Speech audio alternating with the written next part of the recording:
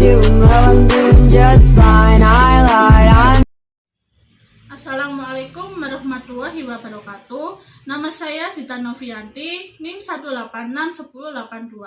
Di sini saya akan menjelaskan tentang studi kelayakan bisnis bidang makanan seblak yang meliputi 1. Aspek hukum, 2.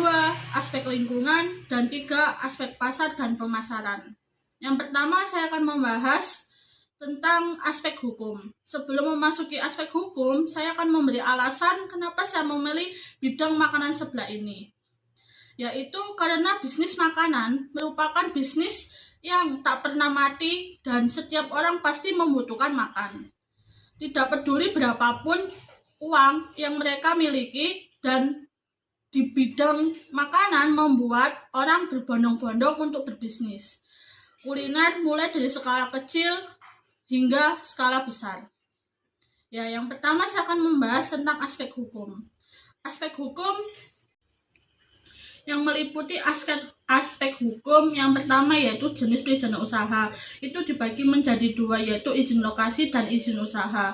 Yang kedua, aspek legalitas produk. Yang pertama yaitu PIRT atau pangan industri rumah tangga. Yang kedua SP, surat penyuluhan.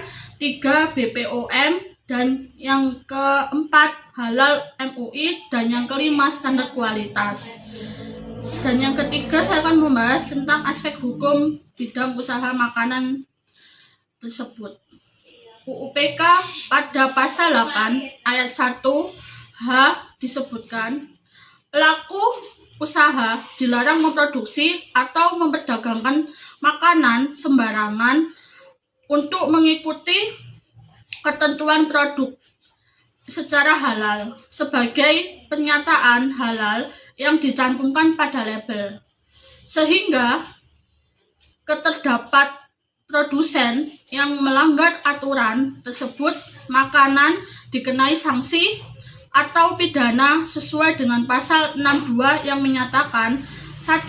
Pelaku usaha yang melanggar ketentuan sebagaimana dimasukkan pada pasal 8, pasal 9, pasal 10, pasal 13 ayat 2, dan yang kedua pasal 15, pasal 17 ayat 1, ayat 2, pasal 18 dipidana dengan penjara selama 5 tahun atau pidana paling banyak dan dikenai denda sebesar 2 miliar rupiah. Yang kedua saya akan membahas tentang aspek analisis lingkungan, yaitu terdiri dari analisis SWOT. Yang pertama, strength atau kekuatan. 1. Bahan baku yang mudah didapat. 2. Mempunyai bermacam-macam produk dalam berbagai pilihan rasa. Yang ketiga, fasilitas dan tempat produksi yang memadai. Yang keempat, produk ini dijual dengan harga yang relatif murah sehingga terjangkau oleh semua kalangan. Yang kedua, weakness. Weakness terdiri dari 1. Belum tersedia website utama sendiri. Yang kedua, kurangnya promosi dan iklan yang dilakukan. Yang ketiga, sistem manajemen belum teratur. Yang ketiga, opportunity. 1. Harganya lebih terjangkau dan kompetitor lain dengan produk yang sejenis. 2. Seblak memiliki banyak varian. 3. Seblak disukai semua orang. Di sini saya akan menjelaskan lagi tentang analisis lingkungan makro yang terdiri dari 1. Analisis dampak ekonomi. Yang kedua, analisis dampak sosial budaya. Yang ketiga, analisis dampak politik atau kebijakan. Yang keempat, analisis dampak teknologi. Yang kelima, analisis dampak lingkungan hidup.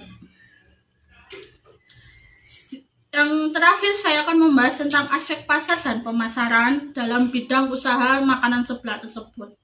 Yang pertama, 1. Analisis pasar, yaitu terdiri dari target pasar. Yang pertama, target pasar. Usaha ini berlokasi di tempat-tempat strategis yang berada di pinggir-pinggir jalan.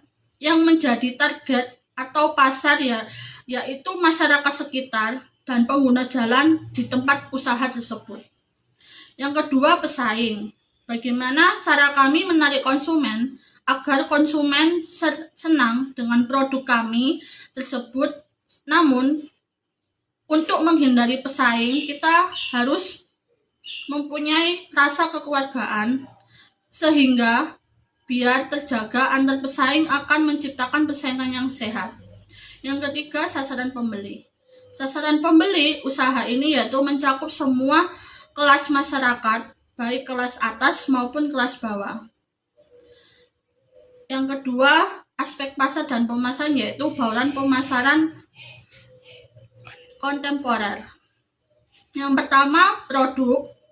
Yang kedua, price atau harga. Yang ketiga, place atau tempat. Yang keempat, promosi. Yang kelima, people. Yang keenam, proses. Yang ketujuh, physical evidensi. Dan yang terakhir dari aspek pasar dan pemasaran yaitu strategi pemasaran. Terdiri dari 3. Yang pertama, segmentasi. Segmentasi dari usaha ini semua kelas, yakni mulai dari kalangan ke bawah, menengah, dan juga kalangan ke atas. Yang kedua, targeting. Yang menjadi target pasar adalah para pemuda, pemudi, baik itu pelajar maupun mahasiswa dan masyarakat sekitar. Yang ketiga, positioning. Menciptakan seblak dengan varian rasa yang beragam serta memiliki rasa yang pas di hati konsumen dan harganya tersimpan di benak konsumen.